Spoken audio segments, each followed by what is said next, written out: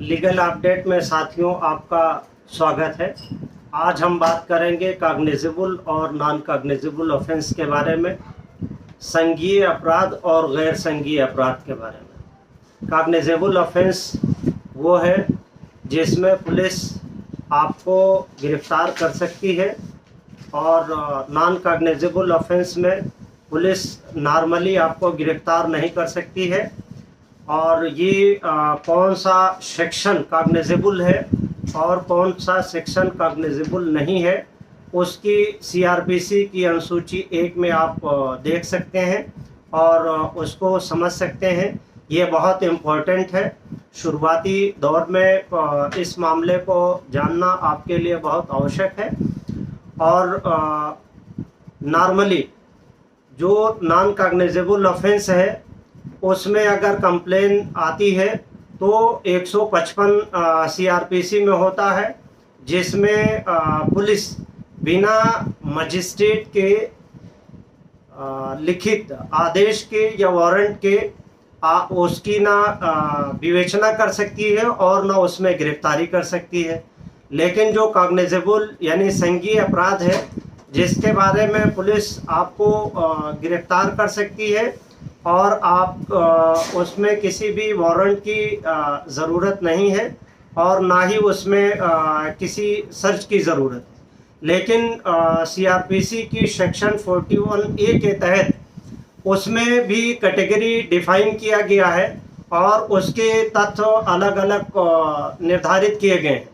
उसमें supreme court ने Arnesh Kumar versus state of Bihar में ये कहा है कि जो section punishable up to 7 year है या जिसमें सजाएं 7 साल तक या 7 साल में है, उसमें पुलिस नॉर्मली गिरफ्तार नहीं कर सकती है। उसमें उनको सबसे पहले 41(1) की नोटिस देना है।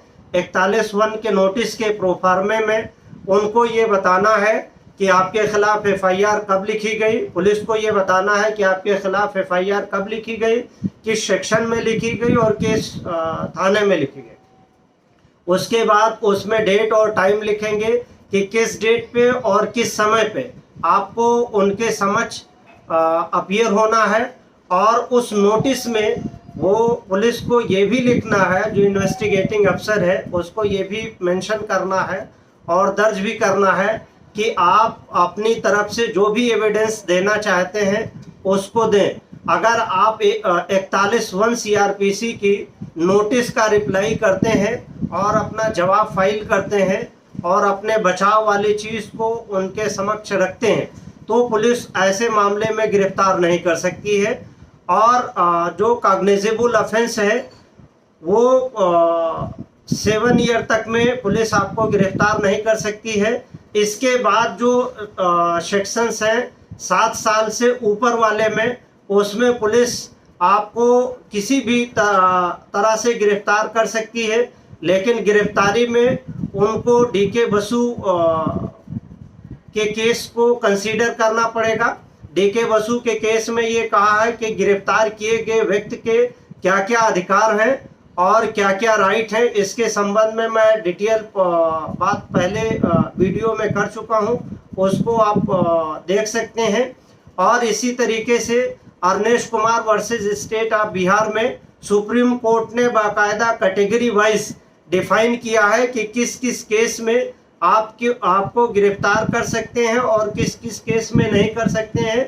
लेकिन जो अरनेश कुमार के जजमेंट का सारांश है, संक्षिप्त में इतना आपको जान लेना है कि जो धाराएं आपके ऊपर इम्पोज की गई हैं वो 7 साल तक है। तो ऐसे मामलों में पुलिस आपको विदाउट नोटिस के और विदाउट वारंट के आपको गिरफ्तार नहीं कर सकती है। पहले उसको 41(1) की नोटिस देना उसके लिए अनिवार्य है और उसमें ज़रूरी भी है।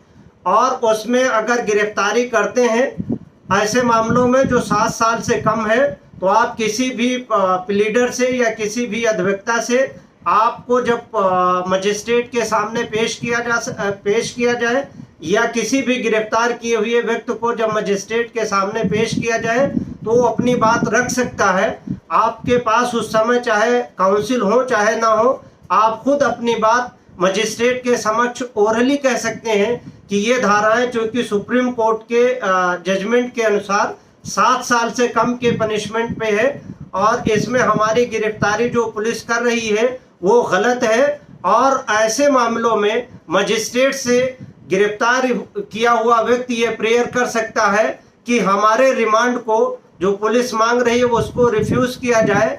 अगर आप अपनी बात सही आधार पे मजिस्ट्रेट के समक्ष प्रस्तुत कर लेते हैं तो मुझे लगता है कि सीआरपीसी के धारा 41(1)A सीआरपीसी के तहत आपको मजिस्ट्रेट रिमांड आपकी रिमांड को रिफ्यूज कर सकता है, उसको निरस्त कर सकता है और आपको मुचलके पे या जमानत पे या बिना जमानत के जैसा वो संबंधित मजिस्ट्रेट महसूस करे या फिर समझे वो आपको छोड़ भी सकता है।